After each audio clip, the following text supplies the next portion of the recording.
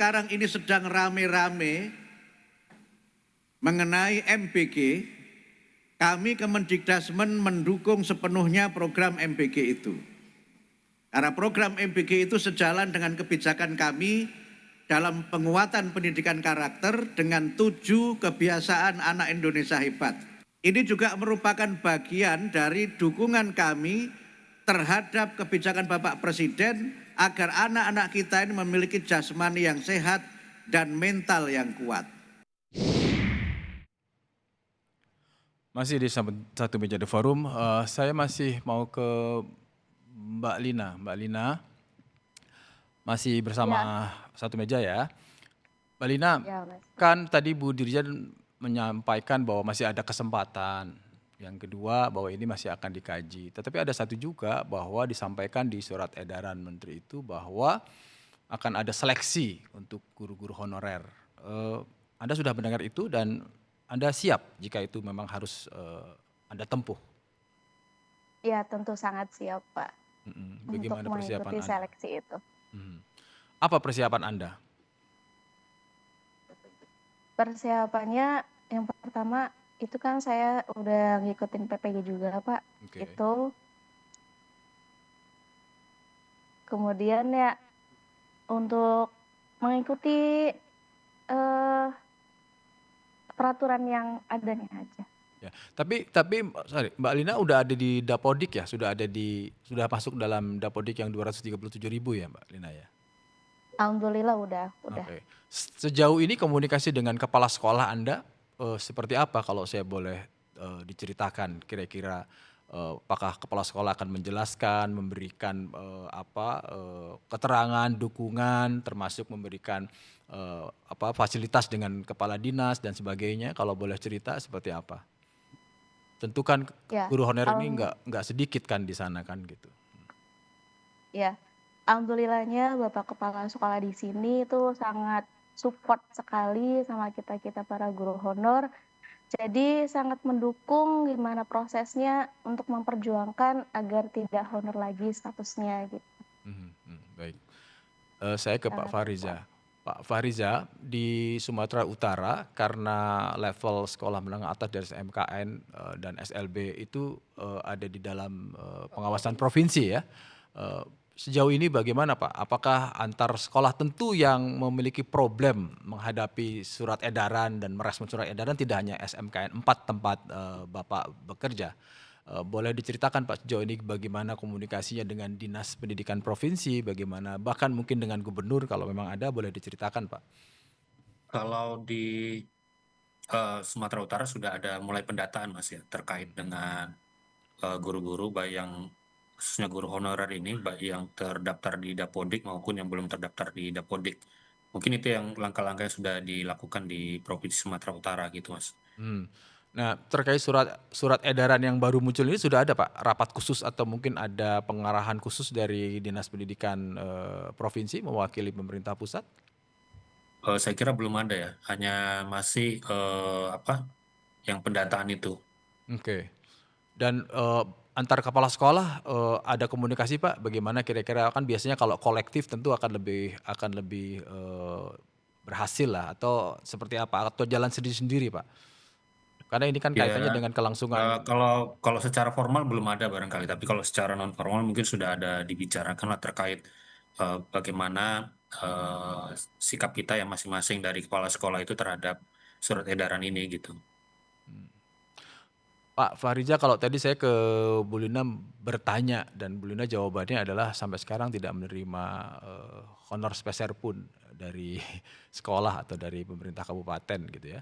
Kalau di SMKN 4 seperti apa Pak di Sumatera Utara kira-kira? Ya, kalau kami di SMK Negeri 4 tidak ada guru honor yang tidak kami bayar Pak. Semua kami bayar ya, karena kebetulan di Sumatera Utara kita masih diperbolehkan ya untuk meminta sumbangan dari orang tua siswa. Jadi kami masih itu ya, artinya sumber dananya dari swadaya sumbangan orang tua? orang tua sih, ya. Jadi Tidak masih ada maksimal anggaran dari provinsi? kalau provinsi kan hanya untuk yang ini Yang yang apa namanya, yang ASN, ASN. Oke. yang ASN. Oh, Nah, artinya jadi ASN. selama ini guru-guru honorer itu di SMKN 4 Medan Sumatera Utara mendapatkan honornya itu dari swadaya orang tua. Dari swadaya orang tua dan juga dari Dana BOS. bos. Oh, dana BOS. Dari dana BOS ya. Jadi ada persyaratan di dana BOS itu kan kalau dia belum memperoleh tunjangan profesi guru dan sudah punya Dapodik, Bisa sudah punya menggunakan dana BOS. PTK, bisa menggunakan dana BOS. Baik. Dan harus 2 tahun ya. Jadi artinya Iya, harus 2 tahun. kalau belum 2 tahun mengajar, dia juga nggak bisa dibayar pakai dana bos. Oke. Gitu. Itu memang udah ketentuannya. Kalau besarannya berapa itu Pak Fariza? Rata-rata lah ya. Kalau Ya, ya. Heeh. kalau Yang seperti Bu Lina tadi yang guru BK ya, itu kebetulan kan kita apa namanya, pakai formulanya itu kan per jam mengajar gitu ya. Jadi kalau guru BK itu kita maksimalkan karena guru BK itu boleh dibilang 24 jam dan 7 hari dalam seminggu mereka itu ada di sekolah kan gitu. Beda dengan guru mata pelajaran yang lainnya. Jadi itu kalau di kami di SMK Negeri 4 Medan itu 50.000 kali 40 jam, dari sekitar 2 juta per bulan ya Pak. per bulan. Lumayan ya. Nah, jadi tentu kami sangat prihatin ya dengan kondisi Ibu Lina yang tidak dibayar sama sekali gitu. Karena kalau SMP tuh dia nggak boleh mungut sama sekali. Tidak boleh Jadi mungut memang sama sekali. jadi tidak ada dukungan orang tua kalau atau masyarakat. Tapi kalau SMA dan SMK itu memang boleh. Karena kan misalnya dibutuhkan satu anak 400.000 per bulan misalnya biaya operasionalnya. Tapi negara cuma bisa ngasih berapa, nah sisanya itu bisa menjadi sumbangan atau SPP orang tua. Tapi kalau untuk SD dan SMP murni dana bos. Maka tadi kalau nggak dibayar mungkin memang nggak cukup. Bahkan ada beberapa kasus gurunya itu misalnya ada 6 orang guru honor. Tapi yang bisa kecatat di Dapobik dan berhak nerima itu hanya 3 orang. Nah karena ada 6 maka tetap dibayarkan pada si 3 tapi nitip buat 3 yang nggak bisa gitu. Akhirnya kecil. Maka kalau kita dengar ya mungkin kok ini udah kecil dapatnya per 3 bulan. Itu sebenarnya kan dana bos turunnya per 3 bulan. Mbak Retno gini loh, kalau saya melihat kan, kalau tadi kita mendengarkan dari 2 sampling guru lah yang ada di level SMP dan SMK. Satu di Jawa Barat, satu di Sumatera Utara. Kan problemnya kan satu, soal kejelasan status dari. Dan ini kan bukan persoalan baru ya. Udah Yang kedua lama soal banget. kesejahteraan. Tadi kita mendengar sendiri kan.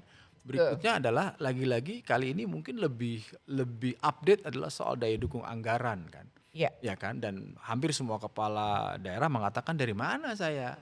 Yang Itu kedua, problem utama ya. tapi nggak selesai gitu. Nah, Anda yang berkecimpung di situ di FSGI sudah menebak atau kalau saya kok nggak beranjak ya, kok hanya di sini aja Iya. persoalannya. Ini butuh apa, berhentinya di mana? Masa persoalan nasib guru yang sedang memperjuangkan pendidikan nasional dia harus dihadapkan dengan urusan birokrasi yang sebetulnya bukan urusan mereka gitu. Ya, dan itu haknya mereka seharusnya dapat Ya. dibayar. Bu Lina adalah satu guru yang betul-betul dibayar tidak dibayar berarti betul tanpa tanda jasa, harusnya nggak begitu gitu ya. Betul. Jadi tetap ini kan sebuah profesi, tidak mudah mendapatkan gelarnya juga untuk jadi guru BK dan Ya. maksudnya memang harusnya bisa dibayar. Makanya status yang mau diganti ini agar bisa didukung oleh pemerintah daerah. Tapi Ya. kalau pemerintah daerahnya nggak bisa bayar ya kan sama aja bohong. Nah ini saya ada kasus satu sekolah itu gurunya karena ada semuanya pensiun, dia tuh SMA, dia harus ngajar kelas 1, 2 dan 3. Nah lalu ternyata pensiunlah satu-satu temennya tahun ini, tersisalah dia. Tapi dia tahun depan pensiun. Nah dia itu ngajar kelas 1, kelas 2, kelas 3 yang total jamnya jadi 80 jam. Padahal dalam 1 minggu tuh cuma 40. Akhirnya dia menggabung kelas. Jadi kalau ngajar tuh sekaligus di aula, kelas 3 kelas sekaligus atau 2 kelas. Nggak efektif kan sebenarnya. Tapi Bagaimana kita berharap pada kualitas betul pendidikan? kualitas. Yang kedua gurunya lelah, itu juga udah bagus banget pengabdiannya. Dia Ya. PNS kan. Ya. Jadi artinya bentuk-bentuk pengabdian yang luar biasa kayak gini kan terjadi. Nah apa pemerintah mau nutup mata gitu kan. Nah nanti kalau kemudian dia pensiun di tahun depan dan nggak ada pengganti, bagaimana nih mata pelajaran dia? Berarti apakah semua nggak dapat anak kelas 1, 2 dan 3? Mau kayak gitu pendidikan kita kan enggak gitu dah. Jadi Anda melihat masih ada harapan nggak sih kalau tadi supaya Saya kita tetap juga melihat ada harapan sih. dari mana? Misalnya Tapi tadi political will-nya dari Presiden Prabowo nih. seperti apa persisnya? Nah, jadi Memerintahkan gini. langsung kepada Oh iya. Menteri Keuangan atau seperti apa? Jadi kita tuh selalu lupa mengaitkan di selalu Menpan, Kemendikdasmen, pemerintah daerah. Tapi kita lupa sama Kementerian Keuangan. Kita lupa juga dengan DPRD gitu di dalam kasus ini. Nah, menurut saya ini kan harus duduk bareng Oke. dan dibicarakan betul dalam waktu singkat loh ini. Oke. Nah, sekarang menurut saya kalau Presiden Prabowo yang minta bergerak nih semua. Oke. Jadi Karena berharapnya Mbak Pak Prabowo. Retno tadi dibilang berharap pada Pak Prabowo, kita menduga-duga jangan-jangan dalam waktu dekat akan ada kador spesial dari Presiden terhadap 237.000 guru honorer yang sedang menunggu nasibnya. Tetaplah bersama kami di Kompas TV.